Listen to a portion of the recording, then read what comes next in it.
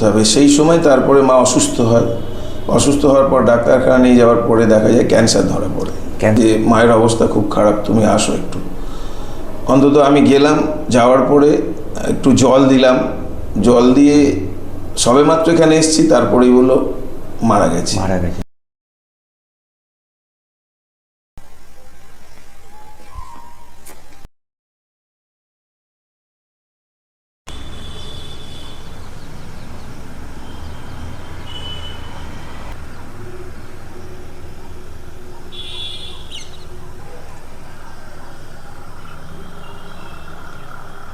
অদ্ভুত fitness. Fit থাকাটা বহুত জরুরি।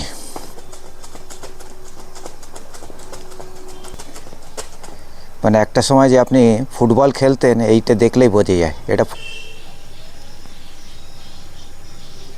এইটা যদি করতে পারেন, এটা মানে সাইনাসের যারা প্রবলেম থাকে তাদের একটা সব সেরে যায়, এবং শ্বাসকষ্টের একটা থাকে না।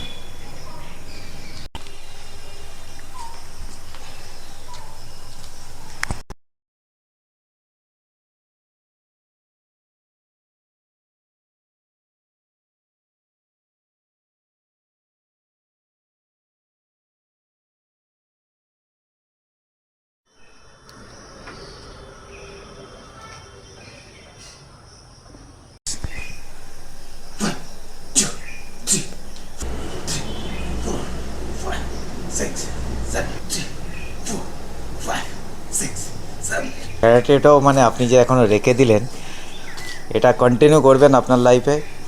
আর আপনাকে দেখে বাকি লোককে শেখা উচিত, খাস করে যে ইউথ আমাদের রয়েছে 56 ইয়ার এজ, কিন্তু আপনার অ্যাক্টিভেশনটা দেখে তাদেরকে মোটিভেট হওয়া উচিত।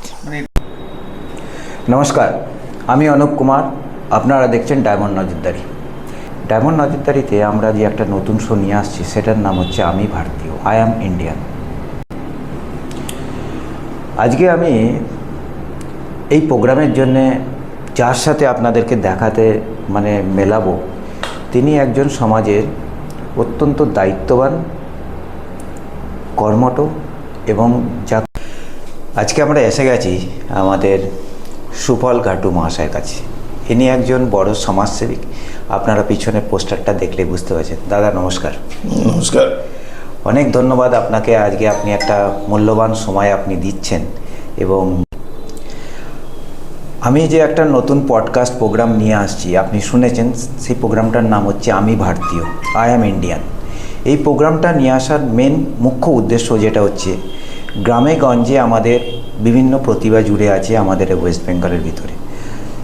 সেই প্রতিভাগুলোকে তুলে ধরা সমাজের মাঝখানে। আজকে আমি আপনার সম্বন্ধে জানতে চাই, আপনি আপনার বচপনটা কীভাবে হয়েছিল আপনি বলুন প্লিজ।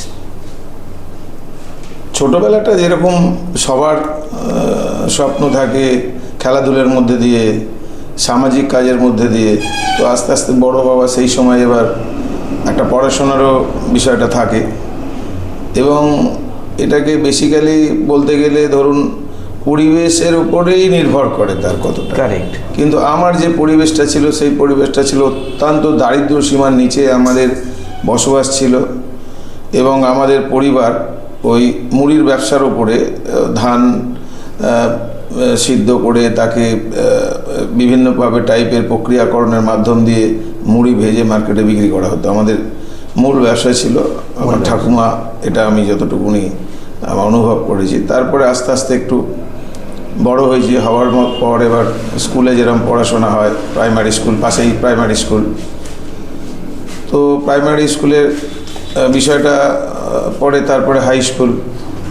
এখানে যাওয়ার পর পার্টিকুলার যেগুলো দারিদ্র সীমার নিচে বসবাসকারী লোকেদের কাছে হয় যে ছেলেরা একটুখানি বড় হলেই যেন ইনকাম করে দিলে ভালো হয়। তো সেই সময় ইচ্ছা ছিল পড়াশোনা করার, কিন্তু সেই জায়গায় চাপে মানে অর্থনৈতিক পরিকাঠামো খারাপের জন্য বেশি দূরে যাওয়া যায়নি। তারপরে সেই সময় একটা রোজগারের জন্য একটা তখন ওই গ্রামোফোনের মাইক্রোফোন ছিল, রেকর্ড দিয়ে চালানো। আচ্ছা, হ্যাঁ, ওই দোকানে আপনি যে ঘটনাটা বলছেন, এটা মানে আজ থেকে 30-35 বছরের আগে। আরো বেশি হবে। আরো বেশি হবে। আরো বেশি হবে। সেই HMB যে হ্যাঁ হ্যাঁ, গ্রামাফোনের তখন ব্যাপারটা আমার না? বয়স ধরুন 14-15, তার মানে ওটাকে ক্যালকুলেশন 40 বছর হবে। 40 বছর হবে। তো সেইখানে ওই মাইক বাজানোর কাজও দোকান তখন হয় আমার ওখানে। আচ্ছা, দুটো দোকান নতুন হয়, সেখানে হয়ে ওইভাবে তখন মাইকের বাজানোর জন্য বাড়িতে বাড়িতে যাওয়া হতো, সেখানে Wow. থাকা। মানে এটা খুবই একটা বিরাট স্ট্রাগল ব্যাপার। তারপর হচ্ছে সব থেকে বিষয় হচ্ছে যখন আমি অন্তত মানে মাস দুয়েকের মতো মানে রিক্সাও চালিয়েছি, মানে রিক্সা? আর্থিক অনটনে। হ্যাঁ, তো এরকম জীবন গেছে। এবং ছোটবেলায় সিনেমা দেখা হবে তখন ঝোঁক কিভাবে না, নারকেল গাছে উঠে পাতা কেটে পাতাটাকে চাচাই করে কাঠি বিক্রি করে সিনেমা দেখা। বাহ, বাহ, এটা বাহ। একটা দুর্দান্ত বিষয় আছে জীবনে, এটা স্মরণীয় জীবন আস্তে আস্তে। সেই সেই সেই তো এইভাবে পাঠ করেছি, করার পরে দেখলাম যে যখন এদিকে হচ্ছে না ওদিকে হচ্ছে না, তখন আমি একটা নিজে হাতের কাজ শেখার জন্য একজন ভদ্রলোক, মুসলিম ভদ্রলোক, সিরাজ নাম বলে, আচ্ছা। ওনার কাছে আমি টেকনিক্যাল রেডিও সারানোর কাজ শিখি। আচ্ছা, তখন আমাদের রেডিও বলতে জেবি দিয়ে গান চলতো, মানে তখন ট্রানজিস্টার তখন আবিষ্কার হয়। ঘুরিয়ে ঘুরিয়ে মানে জেবি দিয়ে তার টাঙিয়ে মানে যখন আবিষ্কার, সেইটা চালাতে চালাতে তারপরে আমাদের ট্রানজিস্টার সেট আছে। তো ওই কাজ শিখে আমি নিজে রেডিও তৈরি করতাম। তারপরে টেলিভিশন এলো, সাদা কালো টিভি। সাদা কালো টিভি। আগে তো ছিল ভালভে টিভি, তো ওটা তারপর সাদা কালো টিভি আসার পরে ইলেকট্রনিক্সের দোকান করি, এবং দোকান করে ব্যবসা করতে করতে তখন হঠাৎ মনের মধ্যে এলো যে রাজনৈতিকভাবে একটা দল উঠে আসছে, ভারতীয় জনতা পার্টি। ওকে, তো এটা কোন সালের কথা বলছেন ওটা আপনি? ধরুন তাহলে মেম্বারশিপ নিয়ে কাজটা শুরু করি। এখানে তখন শূন্য ছিল, কোনো লোকজন ছিল না। মানে আপনি কি RSS এ যোগদান করলেন? না, আরএসএসটা আমি মনে প্রাণে ভালোবাসি, এবং বিজেপি করার পরে তারপরে আরএসএসটা এখানে এলো। তারপরে আস্তে আস্তে এলো তাদের সঙ্গে আমাদের, যেমন এই জেলাতে আমাদের যিনি দিলীপ ঘোষ ছিলেন, দিলীপ দাও এসছেন, শ্যামা প্রসাদ দা এসছেন, মানে সংঘের বড় বড় কার্যকর্তারা এখানে কাজ করেছেন। এখানে আমাদের লোকসভায় যে ক্যান্ডিডেট ছিলেন অভিজিৎ দাস ববি, ও সঙ্গ করেছেন। এখানে চন্দন পাল ছিল, তিনিও করেছেন। সুব্রত সামন্ত সহ এক ঝাঁক ছেলেরা তখন এইসব সঙ্গ নিয়ে করতো। আমিও 2-4টে ক্যাম্পে গেছি, এবং ক্যাম্প এখানে শুরু হয়েছে, সেখানে গাব্বির স্কুলে করেছিলাম, মৌদিতে এগুলো করেছি। করতে করতে তখন ওই রাজনৈতিক হলো, তার মধ্যে এবার একটু খেলাধুলাও ছিল। আমি ক্লাবের সঙ্গে যুক্ত ছিলাম, একটা ক্লাবের সঙ্গে আমি যুক্ত প্রায় না হলেও 15 বছর। আচ্ছা, ক্লাবটার নাম কি? গাবিড়িয়া সন্ধানী সংঘ। আচ্ছা আমি ওখানে সেক্রেটারি প্রেসিডেন্ট মিলিয়ে প্রায় 15 বছর ছিল। আচ্ছা ব্যবসায়ী সমিতি গাবিড়িয়া ছিল, ওখানেও প্রায় 15 বছরের মতো। আচ্ছা, একটা নার্সারি স্কুল ছিল, স্কুলেও আমি প্রায় 10-12 বছরের সেক্রেটারি ছিলাম। ওকে। তো এরকমভাবে যেতে হবে। যখন জম্মু কাশ্মীর, সেই কাশ্মীরের লাল চকে জাতীয় পতাকা উঠতো না, যেটা মোদিজি গিয়েছিলেন। তখন একটা 91 সালে ডক্টর মুরলী মনোহর যোশীর নেতৃত্বে আমাদের টোটাল টিম ছিল। আমাদের অমিত শাহজি ছিল, মোদিজি ছিলেন, সেই টিমে আমি গিয়েছিলাম। সেই সময় কোনো ছবি নেই, যদিও থাকলে আজকে বলতে পারতাম যে এত বড় আমি কাজ করে এসেছি। এটা তো একটা মানে 91 এর ঘটনা। তো চলতে রাজনৈতিকভাবে নিজে আস্তে আস্তে বক্তা হয়ে উঠেছি, আস্তে আস্তে মানুষের কাছে জনপ্রিয়তা হলাম, হতে হতে হতে হতে আজকের এই জায়গায় এসে দাঁড়িয়েছে। তো খেলাধুলো যখন করতাম তখন ক্লাবের হয়ে ব্লক ইউথ অফিস ছিল। আচ্ছা, এই ব্লক ইউথ অফিসের মাধ্যম দিয়ে তখন এই খুব সহজে অ্যাথলেটিক্সে যাওয়া যেত, রাজ্য কেন্দ্রীয় স্তর পর্যন্ত। ওকে। তো সেই সময় আমি ক্লাবের হয়ে যখন প্রতিদ্বন্দ্বিতা করি, প্রথমে বছরে আমি 4th হওয়ার পরে মনে হয়েছিল চ্যাম্পিয়ন হব, মানে খুব জেদি আমি। আচ্ছা, তো তারপরে অ্যাথলেটিক্স ক্লাবে ভর্তি হয়ে তারপরে ব্লক চ্যাম্পিয়ন হয়েছিলাম 87-এ। 87-এ ব্লক চ্যাম্পিয়ন হওয়ার পর আমাদের সল্টলেক স্টেডিয়ামে তখন ট্র্যাক অ্যান্ড ফিল্ড উদ্বোধন হয়, সাইনি উইলসন এসেছিলেন। আচ্ছা। তাতে আমার নিমন্ত্রণ ছিল, ডাক পেয়েছিলাম। তো এই আপনার এখন বয়স কত হলো? এখন দেখুন, অফিসিয়ালি বয়স হয়তো পাবো না, তখন মা বাবারা সেরকম ঠিকুজি কুষ্টি বানায়নি। কারেক্ট। একটা বয়স পেয়েছি, এখন আপাতত 56 চলছে। এখন 56 চলছে, মানে যেটা এখন অফিসিয়াল বয়স রয়েছে। এখন অফিসিয়াল আমরা এখন সেটাকেই মেনে নিয়ে চলছি। নিয়ে চলছে। ঠিক আছে। আপনার জীবনে স্মরণীয় ঘটনা কি আছে? হ্যাঁ, আমার মানে খুব কষ্ট করতো মা, ওই সারা দিন পরিশ্রম, তারপরে মুড়ি ভাজা সেই ঠিকঠাক করে দেওয়া, আবার মার্কেটে বিক্রি করতে যাওয়া, এই যে বিষয়গুলো চলতো তখন দেখতাম। আর ওই পয়সা থেকে আমার মেজদা বলেছিল চুরি করে জুয়া খেলতো। ও, এটা খুব প্যাথেটিক থাকতো। বাবা মারতো, মানে আপনার চোখের মেজদা সামনে- খেলতো? হ্যাঁ, আচ্ছা। চোখের সামনে দেখতাম। আমার যে বড় দুটো দাদা, হ্যাঁ। তারা কিন্তু সঠিকভাবে যে পারিবারিক দায়িত্বটা সেটা পালন করতে পারেনি, বরঞ্চ তাদের কষ্টের টাকাকে এদিক ওদিক করেছে। তখন আমার কষ্ট লাগতো। তো হয় অসুস্থ হওয়ার পর ডাক্তারখানা নিয়ে যাওয়ার পরে দেখা যায় ক্যান্সার ধরা পড়ে। ক্যান্সার হয় মায়ের? তো খুব কষ্ট লাগতো, নিয়ে যেতাম আসতাম। তখন আমার রোজগারও সেরকম নেই যে মানে ক্যান্সারকে ট্রিটমেন্টটাকে করার তবুও জন্য। নিয়ে যেতাম, কেমো টেমো দিত, দিত ধরা। তো তারপরে মা অসুস্থ হয়ে পড়লো। আমি তখন এখানে আমি থাকি, আর বাড়িতে মা থাকেন। তো সব থেকে এটাই আমার যেন খুব গর্বের এবং আনন্দের যে মা এতটা আমাকে লাইক করতো যে মরার আগের মুহূর্তে আমাকে ওখানে ডাকা হয় যে মায়ের অবস্থা খুব খারাপ, তুমি আসো একটু। অন্তত আমি গেলাম, যাওয়ার পরে একটু জল দিলাম, জল দিয়ে সবেমাত্র এখানে এসেছি, তারপরেই বললো মারা গেছে। মানে আমার নিজের হাতের জলটা পেয়ে, সেটা মায়ের মৃত্যু চোখের সামনে, এটা দেখেছি আমি, প্যাথেটিক। তারপরে বাবা একদিন আমার এখানে আসতো, আমার বাবা গান বাজনা করতো। আচ্ছা। তো এখানে আমার ক্লাবের অনুষ্ঠান হলে গান বাজনা করতো, তো এখানে আসতো। ছেলে এখানে আসে। একটা চায়ের দোকান ছিল, চায়ের দোকানে বসে চা খাচ্ছে। তো এসে দেখলাম বসেছিল, বসে থাকতে থাকতে হঠাৎ পড়ে যাচ্ছে। আচ্ছা। তো পড়ে যাওয়ার পরে আমি ধরে নিলাম, নিয়ে কোলের মধ্যে নিয়ে ডাক্তারখানায় যাচ্ছি। তো ডাক্তারখানায় গেলাম, গিয়ে দেখানোর পর বললো অবস্থা ভালো নয়, অন্য জায়গায় নিয়ে যেতে হবে।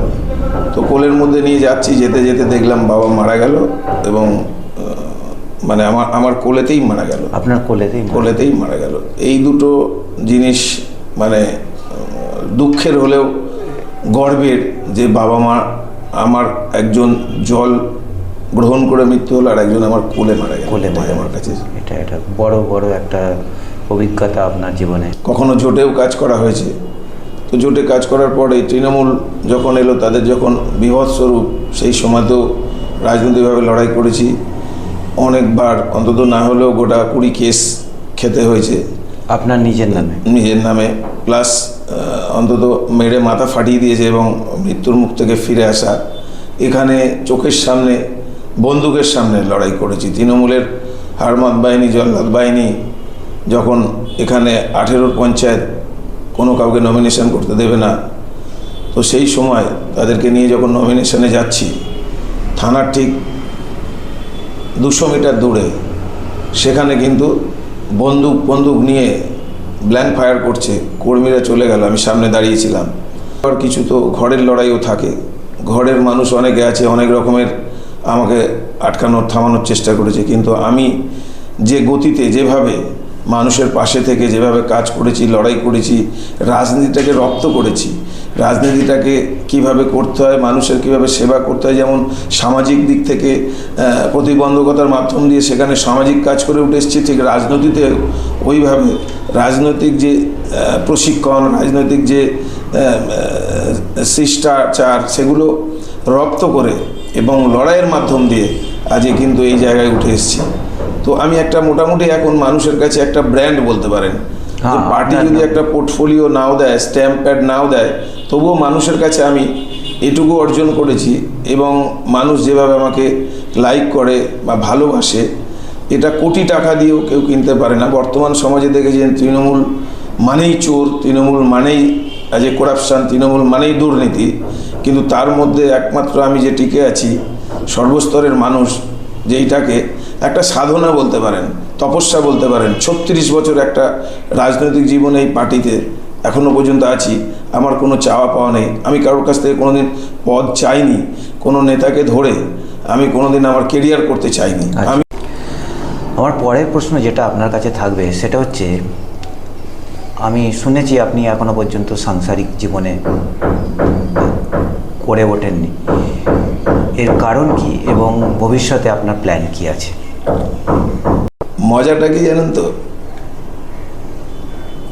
মানে আমি যেন নিজেকে অনুভব করছি যে আমি কারোর একটা দায়িত্ব নিলে সেই দায়িত্বটা পালন করতে পারবো না, এই ভয়টা আমার উপরে কাজ করেছে পুরো। আচ্ছা, বাট এত লোকের দায়িত্ব নিয়ে আপনি চলছেন, কিন্তু ওই দায়িত্বটা বড় দায়িত্ব, এটা মনে হয় পালন করতে পারবো না, সেইটার ভয় হতে হতে আর এই কাজ করতে করতে এই হচ্ছে এই হবে, আর তারপরে বাকি হচ্ছে যে তাকে যে রাখবো, রাখার মতো আমার ঘরও ছিল না। আচ্ছা, যে সেই সময়গুলো পার করেছি দোকান ভাড়া নিয়ে দোকানে থাকা, কোনো বাড়িতে নিয়ে বাড়িতে ভাড়ায় থাকা, এইভাবে চলেছে অনেক কষ্ট করে। কিন্তু ওইগুলো চালাতে গিয়ে যে কষ্টের বিষয় গেছে, সেই জায়গায় দাঁড়িয়ে ওই এত বড় দায়িত্ব সারা জীবনের, এইটাকে করতে করতে আজকে এই অবস্থা হয়ে গেছে। মানে আপনি মোদিজির যে পদ সেটাই আপনি অনুসরণ করছেন? সেটা নয়, হয়ে গেছে, মিলে যায়, কিন্তু সেরকম চিন্তা ভাবনা নয়, ওই চিন্তা ভাবনাতেই আর কি হয়ে গেছে যে দায়িত্ব নিলে তার পুরো দায়িত্বটা পালন করতে হবে। তো আগামী দিনে কি আপনার চিন্তা রয়েছে কোনো ভালো সাথী হয়তো আপনার পেয়ে গেলেন হয়তো লাইফে? এটা সময় বলবে, এটা তো কেউ কিছু বলতে পারে না, যে জোর করার কিছু নেই, তো জন্ম মৃত্যু বিয়ে তো কারোর হাতে না, এটা সিস্টেমে আছে, যেখানে যখন সময় আছে হলে হবে, না হলে না হলে না, কিছুই করার নেই। সেটা কোনো আফসোস নেই? না না, কোনো আফসোস নেই, কোনো আফসোস নেই। আরে জন্ম হইতে মানে মায়ের জন্য বলি প্রদত্ত। হ্যাঁ, আমরা এটুকু আমি ভাবি যে মৃত্যুটা স্বাভাবিক, বেঁচে থাকাটা অস্বাভাবিক। মানে আমরা এই বেঁচে আছি মানে সংঘর্ষের সঙ্গে, এটা সেটা করতে হচ্ছে, কিন্তু মরাটা স্বাভাবিক, মৃত্যু তো হবেই, কোনো বিষয়। জন্মে নিয়েছি মানে মৃত্যু তো হবে। আমার পরের প্রশ্ন সুপালবাবুকে, আজকে আমি ডায়মন্ডহারবারের বিভিন্ন জায়গায় আমি ঘুরে দেখেছি, সেটা হচ্ছে গ্রামেগঞ্জে স্পোর্টসের ব্যাপারটা টোটালি নীল হয়ে গেছে। মানে এখানকার ইউথরা তারা স্পোর্টসের ভিতরে বিলকুল ইন্টারেস্ট নেই, যেটা কিনা অন্য আমরা যদি পার্শ্ববর্তী স্টেটে আমরা যাই সেটা আমরা দেখতে পাই সেখানে কিভাবে স্পোর্টসের জন্য বিভিন্ন ফ্যাসিলিটি রয়েছে এবং ছেলেরা সেই হিসেবে পার্টিসিপেট করছে। তো আমাকে আজকে সুপালবাবুর কাছে এই অনুরোধ কি আপনি এই বিষয়টাকে কি করে দেখছেন? দেখুন, অন্য অন্য স্টেট যেমন খেলাধুলোর স্পোর্টস একাডেমি বা যে সমস্ত খেলাধুলা স্টেডিয়াম থেকে শুরু করে মাঠ থেকে শুরু করে সব আছে, চলছে, কিন্তু এই ওয়েস্ট বেঙ্গলটাতে এই তৃণমূল নামক দলটা আসার পর এই যে ক্লাবগুলোকে নিজেদের কুক্ষিগত করে টাকা দিয়ে সেখানে মানে ছেলেদের চারিত্রিকভাবেই সমস্তটাই পরিবর্তন করে দিয়েছে, কালচারটাকেই পুরো চেঞ্জ করে দিয়েছে। কারণ আমরা ছোটোবেলা থেকে একটা সিস্টেম থাকতো, উঠে সকালে দৌড়ানো, তারপরে বিকেলবেলা খেলাধুলো মাঠে যাওয়া, এই টুর্নামেন্টগুলো হওয়া, মানে বিশেষ করে যদিও কিছুটা ধরুন বারুইপুর বা বজবজ, মহেশতলা বা আপনার ডায়মন্ড হারবার এইগুলোতে একটু ছিটে ফোটা থাকলেও বাকি আমাদের এই মাঝখানের জোনটা, এই জোনটাতে যেমন এই বিষ্ণুপুর 1 বলুন, সাতগাছিয়া বলুন, এই জায়গাগুলোতে যারা অ্যাকচুয়ালি বিধায়ক হয়েছে, এমপি হয়েছে, তাদের এইটুকু নিয়ে কোনো চিন্তাভাবনা ছিল না যে আমাদের এখানেও বিদ্যানগর সহ বিভিন্ন জায়গায়, আগে বিদ্যানগরেও ওই মাঠেও স্পোর্টস হতো, খেলাধুলো হতো, আমাদের এই যে ব্লকের মাধ্যম দিয়ে যে খেলাধুলোগুলো হতো, শিক্ষা সঙ্গে একটা বড় টুর্নামেন্টগুলো সব রকম হতো, কিন্তু এখানেও হওয়ার জায়গা ছিল, কেউ কোনো প্রজেক্টও নেয়নি, পরিকল্পনা নেয়নি। এইভাবে নিয়ে একদম পুরো শিশু মন থেকে একেবারে পুরো তাদের খেলাধুলোর বিষয়টাই নষ্ট হয়ে গেছে। আর বাচ্চা এলেই তার হাতে মোবাইল তুলে দেওয়া হচ্ছে, এই মোবাইল তুলে দেওয়ার পর মোবাইলে খাওয়ানো, মোবাইলে দেখা, গান শুনিয়ে তাকে লালন পালন করা, মা বাবা যেন ওই জায়গা থেকে সরে আসার পর সেই শিশু মনটাকেই তো আস্তে আস্তে মানে ডাইভার্ট করে দেওয়া হয়েছে, যে সেখানে হচ্ছে না। কিন্তু অবশ্যই সেটাকে ফিরিয়ে আনতে হবে। বর্তমান যে সরকার, এই সরকারের স্পোর্টস মিনিস্টার আছে, এইগুলোকে টোটাল ধরে কোথায় কী আছে সেগুলোকে নিয়ে তাদের উদ্বুদ্ধ করে এবং স্কুলের মাধ্যম দিয়ে বা ক্লাবের মাধ্যম দিয়ে সেগুলোকে আবার নতুন করে শুরু করার যে পরিকল্পনা যোজনা সেগুলো নেওয়া হয়েছে, এগুলোতে আমরা সেই জিনিসগুলো আবার ফিরিয়ে আনবো। আচ্ছা, তার মানে আপনিও চান, যেটা আমার মনে হয় সেটা হচ্ছে আমাদের দক্ষিণ 24 পরগনা ডায়মন্ড হারবার লোকসভা কেন্দ্রের ভিতরে একটা স্পোর্টস একাডেমি, কারণ স্পোর্টস একাডেমি হয়ে গেলে সেখানে আমরা অনেক কিছু সুযোগ সুবিধা পাবো আমাদের ছেলে মেয়েদের জন্য। আর আমি কিছুদিন আগে একটা মৎস্যজীবীর একটা প্রোগ্রামে গিয়েছিলাম, সেখানেও আপনার একটা আমি রেকর্ডিং করেছিলাম, সেই ব্যাপারে আপনি কি বলছেন? না, এটাও যে একটা মৎস্যজীবী একটা সেল ছিল, তাদের ডেভেলপমেন্টের জন্য কেন্দ্র সরকারের পরিকল্পনা ছিল, যোজনা ছিল, সেগুলোকেও এরা মানে করাপশান দুর্নীতিতে প্রকৃত যে মৎস্যজীবী তাদের কাছে না দিয়ে নিজেরা নিজেদের মতো যেরকম পঞ্চায়েতে দুর্নীতি করেছে, পৌরসভায় দুর্নীতি করেছে, রাজ্যের স্কিমে দুর্নীতি, সেন্ট্রাল গভর্নমেন্টের টাকায় দুর্নীতি, সেরকম এটাকেও একটা দুর্নীতির আখড়াতে পরিণত করেছিল। এবং সেই জায়গায় দাঁড়িয়ে আমরা যখন আমাদের কেন্দ্রীয় স্তর থেকে রাজ্য স্তরে দিল যে এই স্কিমটা মানে চুরি হয়ে যাচ্ছে, এটাকে নিয়ে সংগঠনটাকে স্পেড করতে হবে। যেহেতু বিজেপি এখানটায় স্পেড করতে পারেনি তখন বিভিন্ন ট্রেড ইউনিয়নের মাধ্যম দিয়ে, তো এটাকে একটা সেল বানিয়ে দিয়ে আজকে পশ্চিমবঙ্গে একটা সেই বাতাবরণ তৈরি করা হচ্ছে যে যেগুলোকে মৎস্যজীবীরা যাতে তাদের সুযোগ সুবিধা পায়, ট্রেনিং হয় এবং তাদের জন্য এবারে আমি খুব আনন্দিত যে মৎস্যজীবী সেল যেটা মৎস্যজীবীদের জন্য কাকদ্বীপে একটা ওয়াচ টাওয়ার করে দিয়েছে, বড় ওয়াচ টাওয়ার, আচ্ছা, যেটা খুব গুরুত্বপূর্ণ। সেখানে ওই বারকোডের মাধ্যম দিয়ে তারা জিপিআর ট্র্যাকারের মাধ্যম দিয়ে আপনারা গভীর সমুদ্রে তার লোকজন আছে, সে কিন্তু ভিডিওগ্রাফিতে সে তার সঙ্গে কথোপকথন করতে পারবে এবং কত দূরে আছে, কি অবস্থায় আছে সেটাও কিন্তু দেখতে পারবে। এই একটা কেন্দ্রীয় সরকার প্রজেক্টটা দিয়েছে, এটা কাকদ্বীপের জন্য দেওয়া হয়েছে, এটা সমস্ত জায়গায় এগুলো দেওয়া হবে এবং তাদের কাছে যে মৎস্যজীবীদের নৌকা থেকে শুরু করে, জাল থেকে শুরু করে, বোট থেকে শুরু করে, এগুলো যাতে তারা সঠিকভাবে পেতে পারে সেই বিষয়ের ওপরে এই সেলটাকে নিয়ে আমরা কার্যকরী করেছি।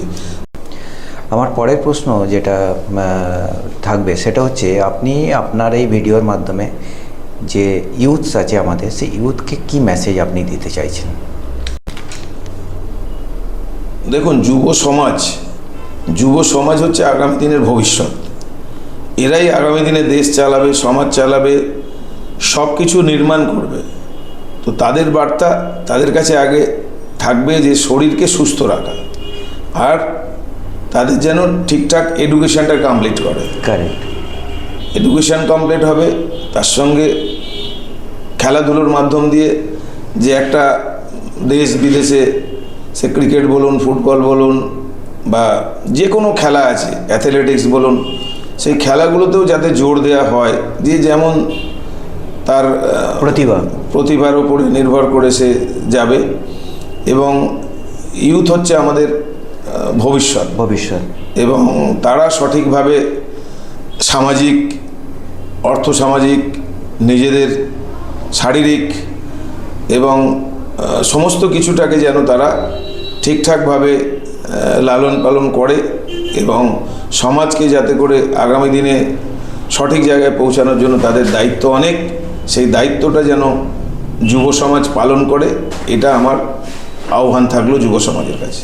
ওকে, আজকের দিনে আপনার মানে কেন্দ্রীয় সরকারের এইরকম কোনো প্রকল্প রয়েছে যে যারা কিনা স্পোর্টসের ভিতরে থেকে বড় বড় চাকরি অপরচুনিটি পেতে পারে, এরকম কোনো প্রকল্প রয়েছে কি?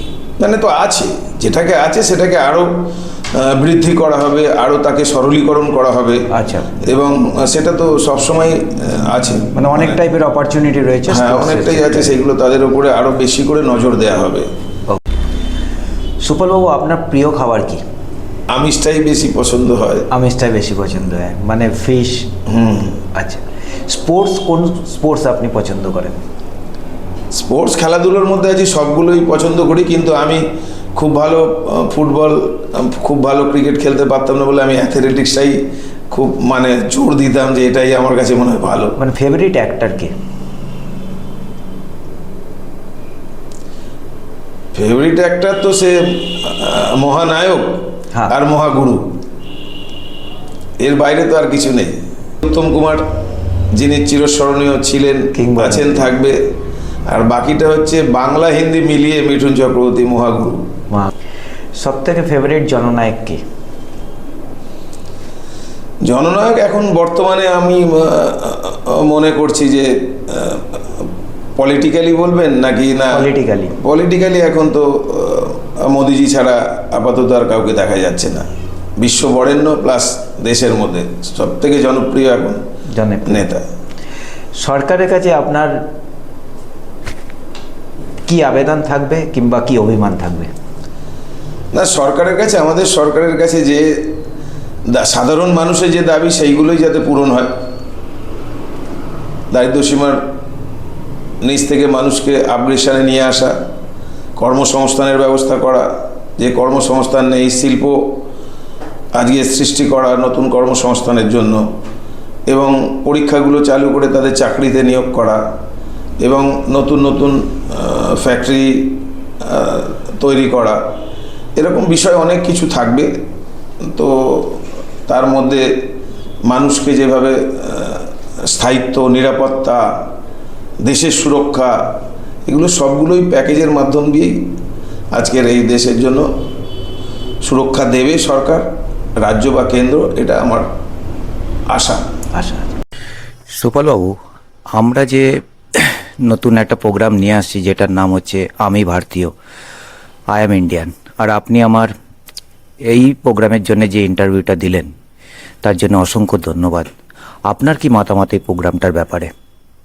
এটা দুর্ধর্ষ প্রোগ্রাম, প্রতিভাকে খুঁজে আনা বা মানুষ কোন কোন সামাজিকভাবে কোথায় কি তার অবস্থান, এটাকে যে আপনি মাই ভারত থেকে আপনি তুলে নিয়ে আসছেন, তো এটা অত্যন্ত মানে সৌভাগ্যের যারা এই চ্যানেলের সঙ্গে বসতে পারছে বা এই তার জীবনটাকে সে তুলে ধরতে পারছে আপনার চ্যানেলের মাধ্যমে, এর জন্য অনেক অনেক ধন্যবাদ। Thank you sir. আগামী দিনে আপনার কি মনে হয় এই আমি ভারতীয় মানে বেসিক্যালি এটা আরেকটা হিন্দুস্তানি, আরেকটা ভারতীয়র কাহানি আমি যেটা নিয়ে আসছি, এর ভবিষ্যৎ কি দেখছেন আপনি?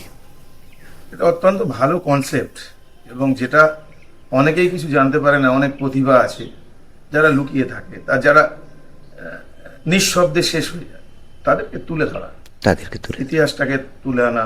অনেকে সেই ইতিহাসগুলো জানতে পারলো, তাকে দেখে অনুপ্রেরণা হবে, উৎসাহিত হবে। এটাই আমি মনে করি আগামী দিনে এটা খুব ভালো দিশা দেয়। ভালো দিশ।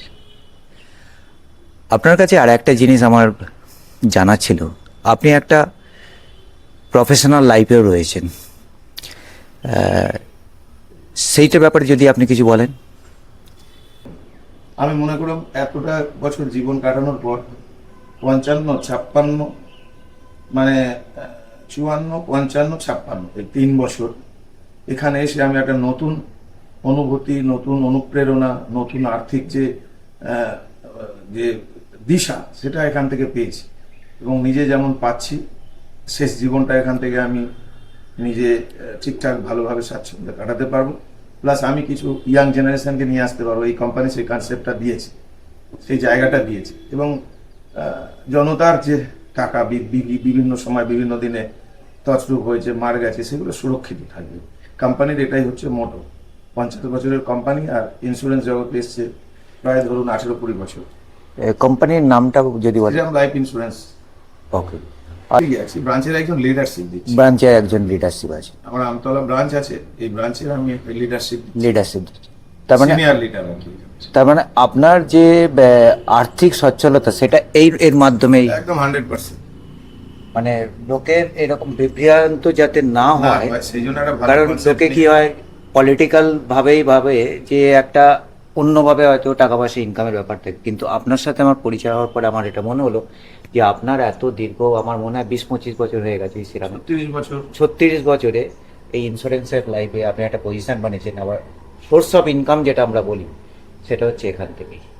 না, রাজনীতিতে এসেছি আমি তো সমাজ সেবা, মানুষের পাশে দাঁড়ানো, তো এই কাজটা ছিল। এখান থেকে ইনকাম করে খাওয়ার মানসিকতা আমার ছিল না। দেশের জন্য, সমাজের জন্য, হিন্দু রাষ্ট্রের জন্য, হিন্দুত্বের জন্য, এবং বর্তমানে যিনি স্লোগান দিয়েছেন প্রধানমন্ত্রী সবকা সাথ সবকা বিকাশ, সকলকে নিয়ে চলার বার্তা, এবং সেখানে তাদের মানে সঙ্গে সহযোগিতা করা, এই নয় তাকে ব্ল্যাকমেল করে কিছু টাকা নেওয়া, নিজে আত্মসাৎ করা, যেটা বর্তমান পলিটিক্যাল পার্টি একদম শেষ হতে চলেছে এইগুলো করে। তো আমরা মনে করি আমাদের আদর্শ দিয়ে, আমাদের নীতি দিয়ে যতটা আমরা চলছি, আর মানুষ তো 5টা লোক তো সমান হয় না, 5টা আঙ্গুল যেমন সমান হয় না, কারেক্ট, তো এক জায়গায় আনতে পারবেন না, কিছু থাকবে ত্রুটি বিচ্ছুটি, সেটা আবার সংশোধন করে নিতে হবে। ঠিক সেই জায়গাটা আমি যাইনি বলেই আজকে মানুষের কাছে, মানুষের যে আশীর্বাদ, লক্ষ লক্ষ মানুষের যে আশীর্বাদ আমার কাছে আছে, তাদের আমার প্রতি যে বিশ্বাস, আস্থা, এটা আমি জানি না কেউ এটাকে কোটি টাকা দিয়ে সেই সম্মানটা কিনতে পারবে কিনা, কিন্তু সেই সম্মানটা আমার কাছে আছে, সেই সম্মান। থ্যাংক ইউ সো মাচ সুপালবাবু, অসংখ্য ধন্যবাদ। আজকে আমি ভারতীয়, আই অ্যাম ইন্ডিয়ান এই প্রোগ্রামে আমি আপনাদের সামনে তুলে ধরলাম সুপলবাবুর জীবনী। যারা আমার এই ইউটিউব চ্যানেল দেখছেন ডায়মন্ড নজরদারি, তারা প্লিজ লাইক অ্যান্ড সাবস্ক্রাইব করুন আর এই ভিডিওটাকে শেয়ার করুন, আপনাদের মতামত জানান। Thank you so much. আবার দেখা হবে। আমি ভারতীয়। জয় হিন্দ, বন্দে মাতরম।